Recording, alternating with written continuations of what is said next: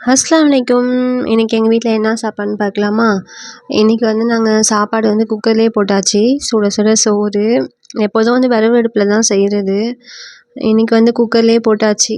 அதுக்கப்புறம் வந்து இருக்கிற காய்கறியை வச்சு சாம்பார் வச்சிடலாம் அப்படின்னு சொல்லிட்டு சாம்பார் தான் இன்றைக்கி வச்சோம். கத்திரிக்காய், முருங்கைக்காய், கொத்தவரங்காய் போட்டு சாம்பார் வச்சோம். அப்புறம் நேற்று வந்து மாமா வந்து புடலங்காய் வாங்கிட்டு வந்தாங்களா, சரி அதை வந்து பொரியல் செஞ்சிடலான்னு சொல்லிட்டு இன்றைக்கி புடலங்காய் பொரியல் தான் செஞ்சோம். அப்புறம் வந்து ஹஜ்ஜுக்கு நாளைக்கு கறிலாம் வந்துச்சா, அதில் வந்து ஈரக்கறி இருந்துச்சு. அதனால் அதை வந்து கிரேவி மாதிரி வச்சாச்சு ஈரக்கறியை.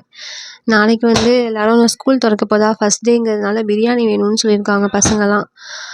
அதனால் வந்து இன்றைக்கி சிம்பிளாக இருக்கட்டுமேன்னு சொல்லிட்டு சாம்பார் வச்சு புடலங்காய் பொரியல் வச்சு அப்புறம் ஈரக்கறி வச்சாச்சு.